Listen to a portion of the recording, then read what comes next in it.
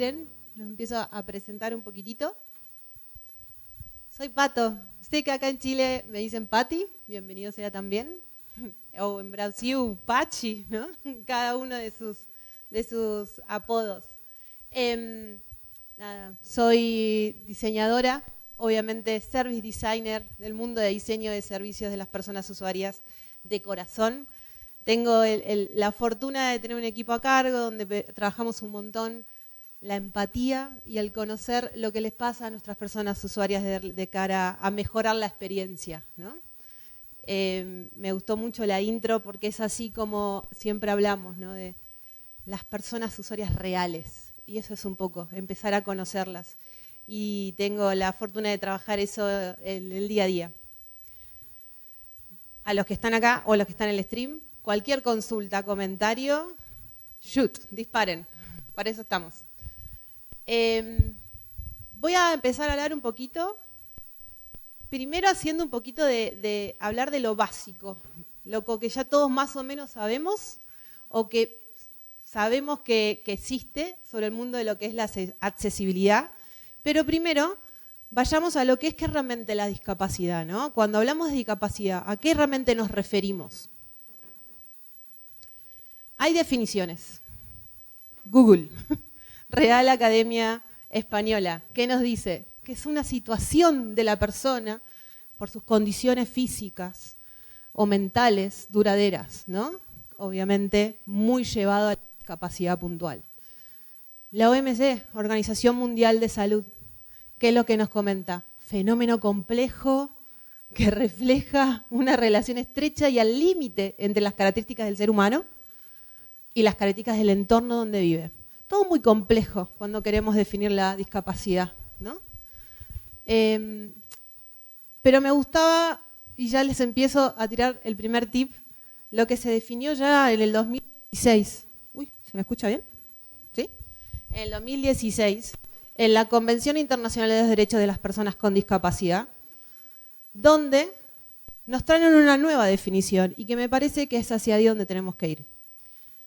Son todas aquellas personas que tienen deficiencias físicas, mentales, intelectuales, y después vamos a hablar un poquito de los tipos de discapacidad, que al interactuar con diversas barreras pueden ver impedida su participación plena y efectiva. O sea, ante la misma situación yo no tengo el mismo nivel de accesibilidad, ¿sí? Por el entorno. Les dejo ese pensamiento ahí, lo vamos a retomar al final, ¿sí? Pero no habla ahí, ya me lo separa. No me está hablando tanto de la discapacidad física, motriz, sino me está hablando de un entorno que no es habilitante.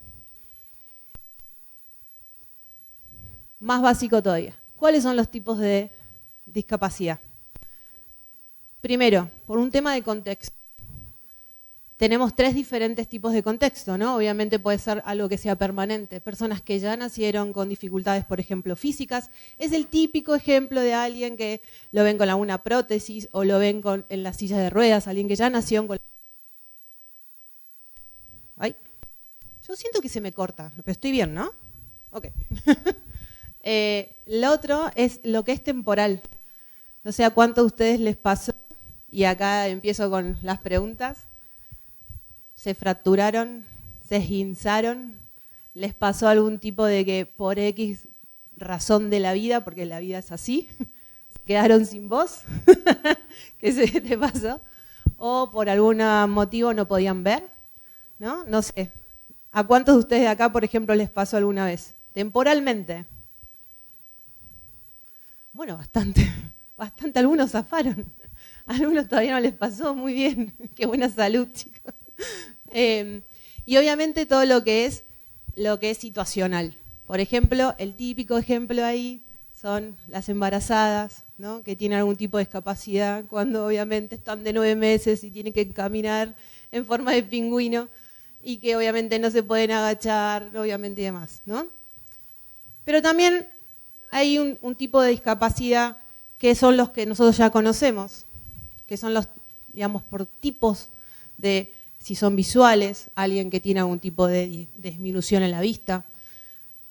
No solamente que no pueda ver, sino que daltonismo, por ejemplo, No sé acá si hay algún daltónico o daltónica, o que tenga algún tipo de dificultad para ver los colores. Yo apuesto que si acá pongo una paleta de colores, podemos estar discutiendo todo el día cuál es el color que realmente ves, ¿no? El típico ejemplo del verde de limón, ¿no? Y demás. Todo lo que es auditivas, las auditivas no solamente pensando en una sordera, sino alguien que tenga algún tipo de dificultad, por ejemplo, por otitis, que también me ha pasado. Motrices, temas físicos de motricidad, intelectuales, psicosociales, esto es todo llevado más al mundo del espectro autista, trastornos de ansiedad, todo lo que puede llegar a ser más del mundo psicosocial.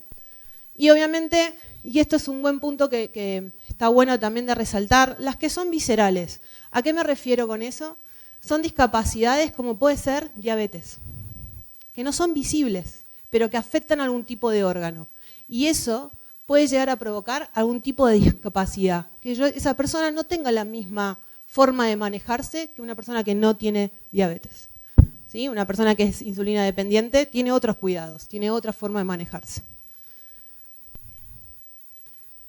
¿Cómo podemos empezar a ayudar? Puse muy resumido esto es algo que podemos hablar toda la tarde. Si quieren, los invito a tomar un café, me encanta hablar de todo esto, así que después si quieren ampliamos. Dos grandes temas. Uno son las ayudas técnicas. Seguramente habrán visto gente o habrán escuchado de los lectores de pantalla, todos los que son las líneas de braille, todos los que son los punteros cefálicos. Por ejemplo, este de acá. Todo lo que son reconocimiento de voz, teclados en pantalla, la lupa obviamente, todo lo que es modo de alto contraste, ¿sí? Como para justamente empezar a diferenciar los colores. Tamaño de la letra, temón entre nuestros padres, ¿o no? No veo el botón, no vi qué es lo que me decía ese mensaje, ¿no? Y acá, inclusive con lo que son los lectores de pantalla, hay que considerar que tenemos diferentes según el sistema operativo que utilicemos. No sé si la gran mayoría usa mundo Mac, Apple, o si usan el resto de los sistemas operativos también de Windows y demás, pero dependiendo cuál sea, tienen el VoiceOver, el LVDA, el Jobs para Windows. Esos son, obviamente, lectores de pantalla que leen absolutamente todo lo que está sucediendo en la pantalla. Si nunca utilizaron el lector de pantalla, los invito a que hagan el ejercicio. Está buenísimo poder ver, digamos, una interacción que es un clic en alguna página. Me acuerdo mi primera interacción que fue con un diario de Argentina. ¿Qué es lo que realmente me está leyendo? ¿No? ¿Y qué es lo que yo veo? ¿No? Una de las cosas que me pasó fue que la mitad de las cosas que estaba viendo no las estaba escuchando. Inclusive, no sé si a ustedes les pasa en las páginas, usualmente cuando nosotros entramos, hay mucho pop-up, mucho modal, que suscribite, que registrate, que la oferta, si tenés acá te mando por mail, ¿no? Eso, un lector de pantalla no lo lee. Y quizás nosotros estamos haciendo en el día a día un súper y hermoso y lindo pop-up, donde le estamos advirtiendo, esta va a ser tu mejor experiencia si haces tal y tal clic, y es un lector de pantalla, jamás va a poder leerlo. Entonces, todas estas ayudas, ¿hasta qué punto ayuda? ¿No? Si nosotros no sabemos bien cómo son nuestras personas usuarias. Pero me estoy adelantando. Lo otro son las pautas de accesibilidad. ¿Alguno conocía las pautas de accesibilidad? Son normativas, niveles de conformidad. ¿Alguno les suena, más o menos? ¿No? ¿Casi no? No, muy técnico. Las pautas de accesibilidad fueron definidas obviamente por lo que es el Web Content Accessibility Guidelines, que son las famosas guías de accesibilidad. Son famosas en el mundo de accesibilidad, claramente. Si alguna vez alguien leyó un código penal, un código aduanero, son más o menos así. Es muy contrato, muy artículo, tanto y demás, pero están buenas porque ahí definen cómo nosotros podemos hacer los productos digitales, las páginas web, de forma accesible, cómo esos contenidos se pueden navegar. Y tiene toda la parte técnica de cómo poder hacerlo, ¿sí? Hay, en esta parte de las guías estipula 3 niveles de conformidad. ¿Sí? ¿Qué significa conformidad? ¿Cuántos esos contenidos que se están mostrando realmente son accesibles y que todo el mundo podría acceder? La A, la AA y la AAA. La AAA, Disney. ¿No? ¿En cuántas hay? En casi ninguna de las páginas. Cambia mucho la experiencia si llegamos realmente a aplicar toda la cantidad de las normas. La página se te va a tornar un poquito tosca, digamos. Y porque tiene mucho código atrás, hay que programar bastante. Pero sí, comúnmente lo que está esperado, hasta inclusive legalizado, está por ley, que deberíamos cumplir la AA, donde no es mucho, pero tampoco es poco, igual estamos lejísimos de la AA, todavía falta un montón, pero bueno, se podrían aprender las pautas de accesibilidad, se podrían empezar a aplicar, hay pequeños pasos para empezar a hacerlo y eso va a ser lo que vamos a ver después. Las leyes lo estipulan que esto debería cumplirse. O sea, en Argentina nosotros tenemos la ley 26.653, donde estipula obviamente que nosotros deberíamos aplicarlo. Acá en Chile también, si no me equivoco, es la 20.422, que estipula que nosotros tenemos que empezar a explicar obviamente la accesibilidad digital. Tenés en Estados Unidos también, con la ley de habilitación, o sea, cada uno de los países trata de impulsarlo a esto como tal y deberíamos empezar a prestar atención de que mediante las pautas de accesibilidad nosotros podemos programar, diseñarlo y que realmente sea accesible para todos. Entonces, hay estadísticas que reparten la importancia porque todo muy lindo, Pato, de las leyes, ¿no? De los tipos de discapacidad. Móstrame números, Pato. ¿Cómo estamos? Estamos muy mal, chicos. Claramente estamos muy mal, no es ninguna sorpresa. Según la Organización Mundial de la Salud, 15% de la población mundial, o sea, global, viven con alguna forma de discapacidad. Estamos hablando de 1.000 de millones. En Argentina es el 12,9%, en Chile 16,7%, un poquito más, de lo que es la población chilena con algún tipo de discapacidad. Registrado, muy buen aporte, totalmente de acuerdo. Según la fundación de World Wide Web, el 97% de los sitios web de todo el mundo no cumplen completamente la accesibilidad. Y acá hay que empezar a desafiarnos, ¿no? Obviamente. Necesitamos que todos cumplan. ¿Hasta qué punto? ¿Con cuánto nosotros podemos empezar a dar ese granito de arena y empezar a pushear y a impulsar la accesibilidad? Según el Banco Mundial, 8 billones de dólares a nivel global sería el poder adquisitivo del mercado significativo y desatendido de personas con discapacidad. O sea, no solamente, digamos, es un tema de experiencia, sino también es un tema económico. Nos estamos perdiendo un montón de mercado, ¿no? Y según el informe de Clickaway Pound Survey, el 71% de las personas con discapacidades abandonan un sitio cuando ya no pueden acceder, cuando es demasiado esfuerzo poder lograrlo.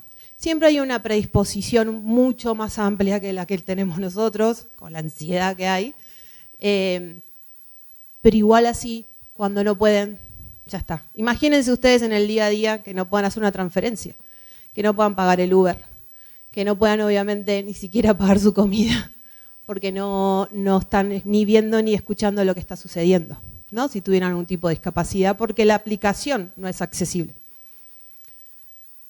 Entonces, ¿cómo empezamos? ¿Cómo damos esos primeros pasos? Veamos tipo copados igual. No nos vayamos a los típicos temas del contraste, sí, obviamente está buenísimo, pero veámoslo un poquito del día a día. Me pasó mucho de cómo empezar a aplicarlo y es las pautas de accesibilidad, las normas me dicen según el artículo, ¿no?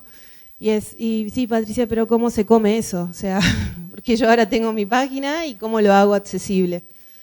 Entonces, empezamos a ver algunos tips copados. Y acá separé un poco los mundos, porque creo que hay algunos que son un poquito más techy, como en el mundo de si sos programador o programadora, ¿qué cosas podrías empezar a considerar? Primero, pautas de accesibilidad, sí chicos, hay que aprenderlas. Hay muchos cursos, después también vamos a ver eso. Pero está buenísimo para empezar a asegurar que el código con el que están armando las páginas realmente cumpla los estándares y sea compatible con todo lo que son los lectores de pantalla y otras tecnologías que dan asistencia. Se puede empezar a programar a partir de ahí. Clave el uso semántico del HTML. Clave, ¿no saben? Por eso les digo que está buenísimo que hacer ese ejercicio con los lectores de pantalla, porque así ustedes muy simplemente escuchan algo que no están viendo que realmente sucede, ¿no? Utilicen el HTML de manera semántica, con etiquetas obviamente como las nav de navegación, obviamente article, lo que es bottom, todo lo que es headers. Importantísimo poder poner header 1, 2 y que eso siga obviamente la lectura para el usuario.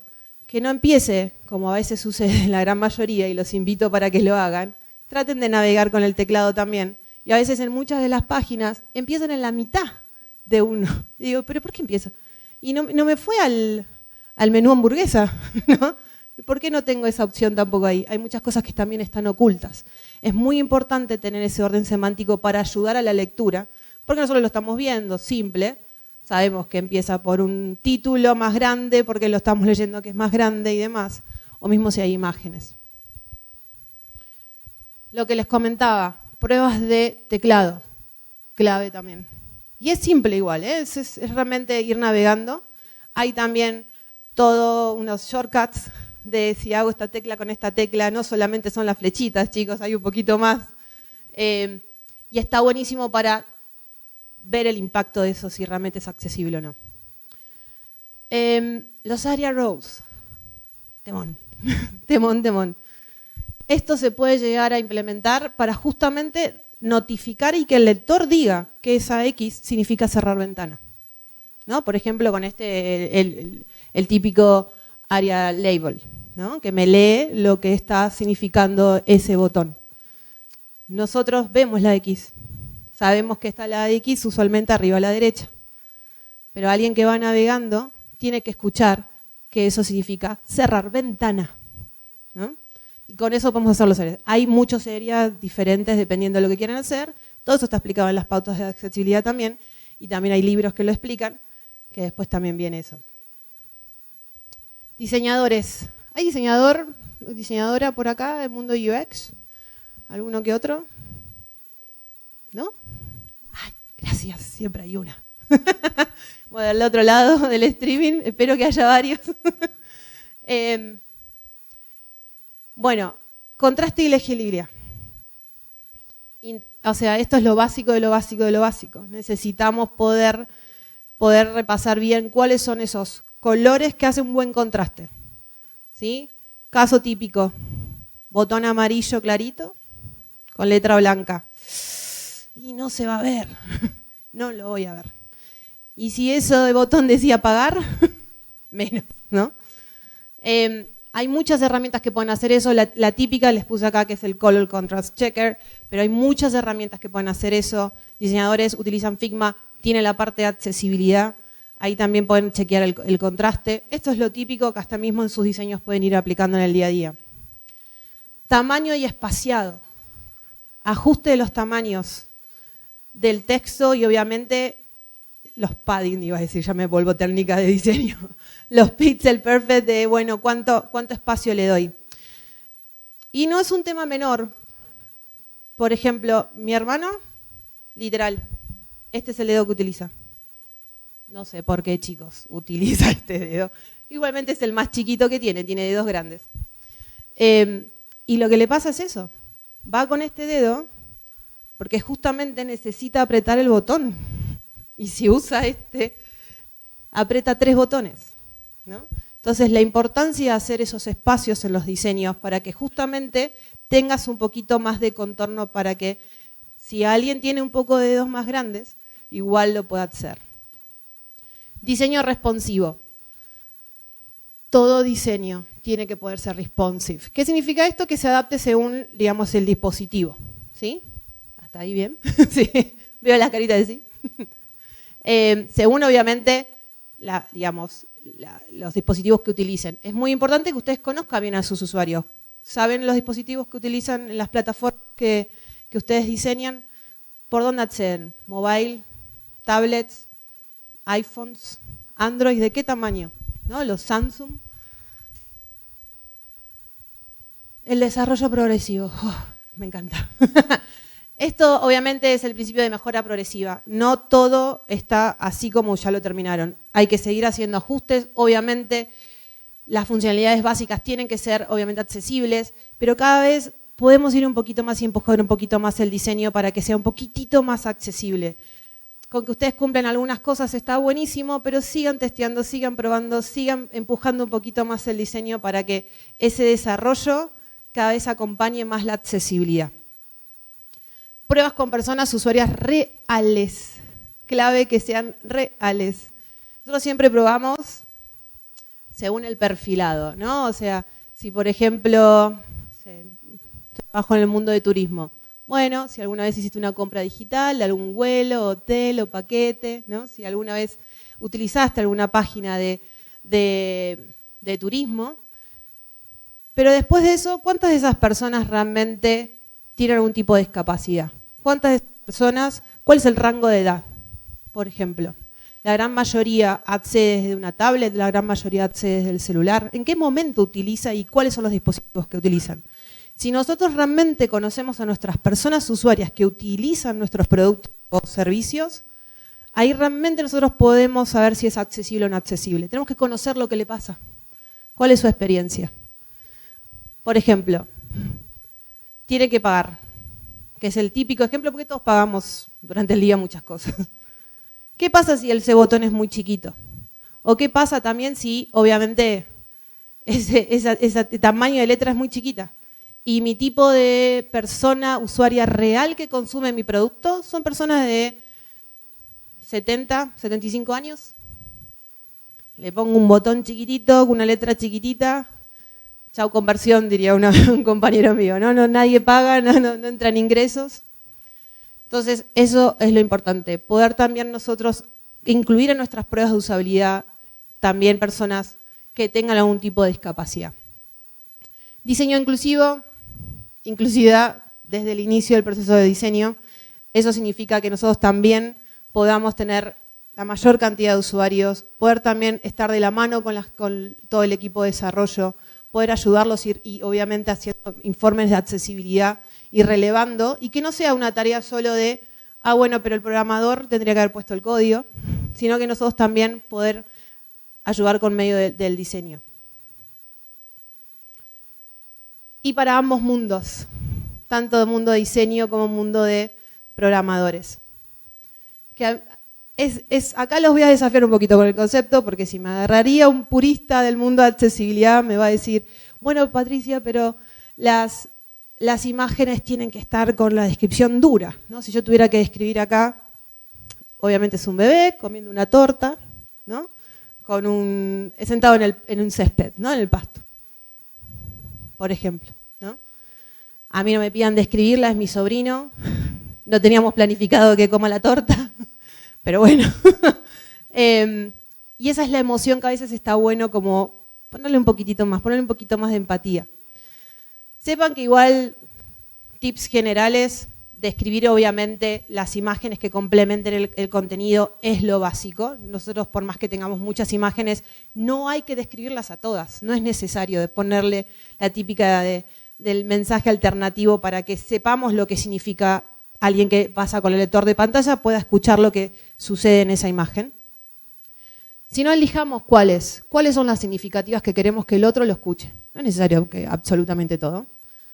Descripciones claras, concisas, bien digamos, al punto de lo que es el contenido visual.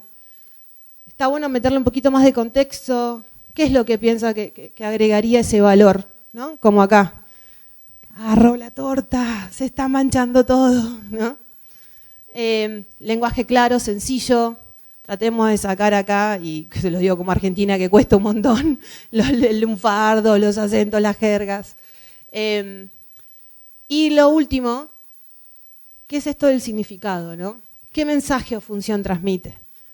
Eso creo que ahí es empujar un poquitito más, que podamos ser un poquito más empáticos y no solamente sea Sí, es un nene comiendo una torta sentado en el pasto, ¿no? Entonces, todos estos tips que le di son el Master of the Universe de la accesibilidad. Bueno, pues no, mi ciela, falta más cosas todavía, pero nobleza obliga, nos podemos capacitar, ¿sí? Les dejé acá este link, si quieren, porque yo se los menciono acá, pero hay un montón de, estos links están, les dejé las páginas y demás, para que realmente puedan acceder. La diplomatura de accesibilidad y usabilidad, esto se da en la Universidad Tecnológica Nacional de Argentina, pero también se hace remoto. Pueden ir a ver todas las pautas ahí, pueden ver, digamos, capacitarse realmente, yo la hice, se las recomiendo. Es duro, es durísimo, ¿eh? Son muchas horas navegando con lector de pantalla, obviamente también tenemos los dolores de cabeza, no estamos acostumbrados a escuchar tanto. La Fundación Dalat, no sé si la conocen, también están en conjunto con lo que es el Instituto de Accesibilidad, que obviamente ahí tienen todo lo que es la certificación, o sea, pueden aprender obviamente todo lo que es la certificación de las pautas de accesibilidad. Las chicas dan un hermoso también curso y pueden aparte también certificar por sí solo, si son autodidactas. Hay muchísimo en YouTube donde explican las pautas también. Es cuestión de ponerlo también y van a ver que hay mucha gente que disponibilizó gratuitamente la información sobre cómo explicar esas pautas de accesibilidad. Y aparte podrían directamente certificar. Eso se hace por el IAP, por el International Association of Accessibility Professionals, que van ahí y solamente sería como la parte del examen. Tienen un poquito de follow-up, no es que directamente van y hacen el examen, sino que tienen un par de clases también como para que les enseñen, para que sepan cómo es ese examen, porque es bastante duro, porque es técnico, ¿no? Y después les dejé los accessibility.chile, porque Vladimir, justamente, también hace todo lo que es auditorías, ¿sí? De informe de accesibilidad. Si ustedes en este momento quieren, pero todavía no están capacitados, eso tal lo tienen también, y hasta les puse uno de acá de Chile, donde también hay mucha gente que también trabaja, que está certificada, que puede hacer informes de accesibilidad de sus páginas o productos digitales. La Biblia. La Biblia, obviamente, es el libro de Olga y Olga. Está explicado todo. Tienen hasta cómo hacer PDFs accesibles. Está bastante más aterrizado. Si se aprenden ese libro, ya está. Saben todas las pautas. Pero antes me gustaría que también entiendan un poco lo que son las personas con discapacidad. ¿Qué es lo que nos referimos? Por eso es que empecé la charla un poco, ¿qué es la discapacidad? ¿Con qué nos referimos cuando hablamos de discapacidad? Está la Convención de Derechos Humanos de las Personas con Discapacidad, donde explica un poquito más eso. Está el estudio de la Organización Mundial de Salud, que lo hizo junto con el Banco Mundial, que está buenísimo también que lo lean. Están todos los links ahí de ambos artículos, y está buenísimo para entender un poquito más de ese mundo que es mucho más que solamente alguien que no puede ver o alguien que anda en silla de ruedas. Los dejo con mi última reflexión, solo para empujar un poquitito y volverlo un poquito más real a todo. En un periodo de 2 años, esto es lo que me sucedió, son fotosensibles. Me agarró conjuntivitis, no pude ver por 2 semanas. De repente, tuve una conjuntivitis viral, nunca antes vista. Me estoy quemando con esa foto, chicos, pero bueno. No pude ver por 2 semanas. De repente, ¿cómo llamó a mi mamá? ¿Cómo hago esto? No puedo ver el número, no sé el número de memoria. ¿Alguien sabe el número de memoria de sus padres? No lo sé. Muy bien. Estás salvado si te agarra una conjuntivitis viral. Bueno, pisé mal una baldosa. Me hice. No, tuve como la bota 1 mes. Ay, chicos, encima fue un mes que tenía planificado trámites. Y ustedes vieron que los trámites empiezan en un lado, se siguen en el otro. Me recorrí Buenos Aires entero con la bota, ¿no? Y lo último, juego al fútbol. Soy arquera. Me esguincé. Me esguincé el dedo. Digan que fue la izquierda, porque si no, estaba bastante preocupada. Pero a la vez, la cantidad de veces que me di la mano, se me enganchaba ese coso por todos lados. Aparte uno intuitivamente, porque esos son todos temas situacionales, temporales, ¿no? ¿Qué les puede suceder? Uno se maneja como siempre. Sí, a mí, yo caminaba bien con las dos piernas, ¿qué pasó? Y ahora estoy arrastrando una. Entonces me golpeaba más, cada vez era más engorroso todo, tardaba el doble en llegar a los lugares y demás. Entonces, a eso es lo que voy, ¿no? Como nosotros pensamos a veces que la discapacidad solo le pasa a la minoría, ¿no? Como, sí, todos sabemos que la accesibilidad es un derecho.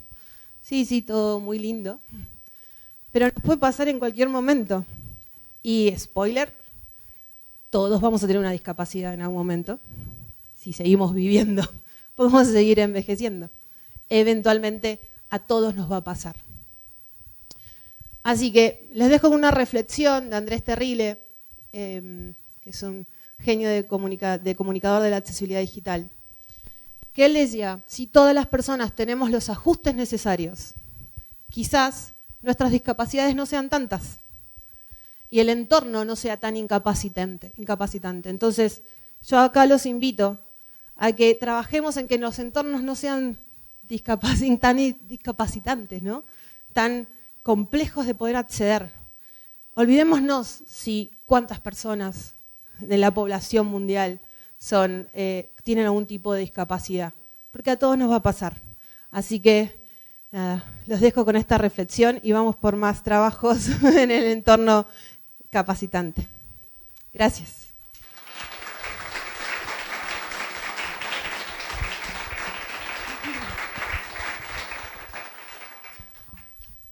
¿Preguntas? Exactamente eso, toca ronda de preguntas. ¿Alguna pregunta para Pato que tengan?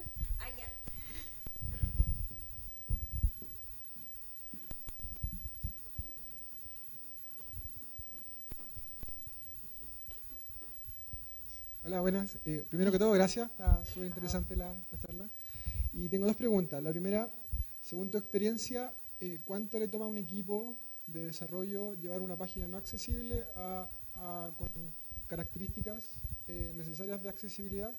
¿Y cuál, según tu experiencia, serían lo mínimo necesario que una página debiese contar? Porque entendemos que existe un compendio, un conjunto de reglas que está normado, existe mucha información, pero siendo realista, ¿cuáles serían los tips o lo mínimo necesario para incluir en esta página?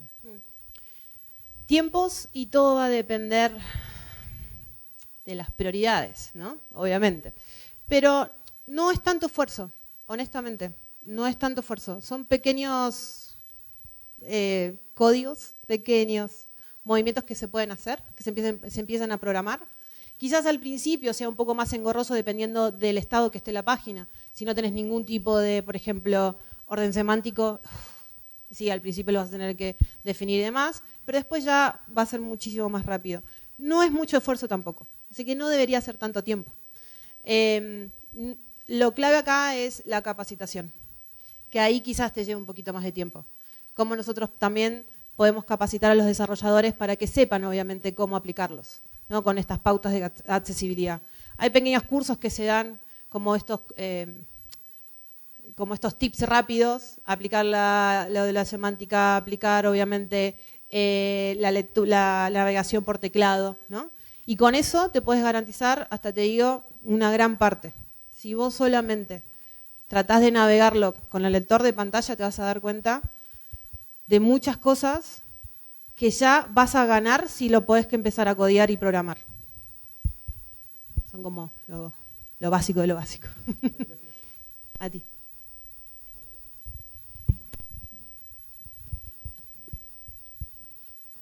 Hola, gracias por la charla. Buenas tardes. Tengo varias preguntas, pero voy a hacer dos nomás. Bueno, después me haces el resto. Sí, por eso. Primero, ¿cómo se trabaja esto de la accesibilidad en entornos de trabajo, perdón, distribuidos? Donde ya tienes una empresa grande que tiene outsourcing por un lado, por otro lado tiene áreas de diseño, etcétera. Y la segunda es también cómo se adaptan todas estas guías a los nuevos dispositivos que están saliendo. Por ejemplo, gafas de realidad aumentada, Hace poco vi un computador que se coloca acá y te dispara un láser acá finalmente para poder disponibilizar una pantalla. Esas son las dos principales. Todo nace en el código, todo nace en la programación y en el desarrollo. ¿Cómo haces cuando está bien distribuido? Voy por esa parte primero. Diseño usualmente puede canalizar eso. Diseño puede hacer los informes de accesibilidad, me refiero al mundo de UX, ¿no? Donde podés detectar un montón de mejoras, hasta inclusive, sí, obviamente hicieron las capacitaciones y demás, te pueden entregar las soluciones, ¿no? Y después es una puesta en común con el desarrollador.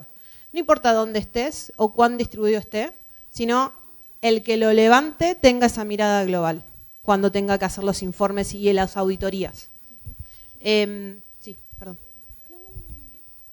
No, te contesté las dos cosas, ¿no? La primera y la segunda. Sí. Es clave poder hacer el seguimiento de las tecnologías. Inclusive una de las cosas que hay muchas, o sea, la tecnología, no solamente realidad aumentada, está lo de la inteligencia artificial, los dispositivos de asistencia, Alexa, ¿no? Por ejemplo. Siempre es integrarlo con una mirada accesible, obviamente desde el lado de la programación, pero para eso te aconsejo de que siempre trates de testearlo.